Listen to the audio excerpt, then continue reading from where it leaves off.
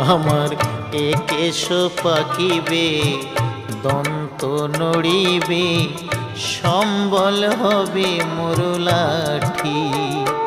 তখন পুত্র পরিজন সকলে বলিবে, পুত্র পরিজন সকলে বলিবে, এ জঞ্জাল মরিলে বাঁচি মুনামার মানুষ হইয়া।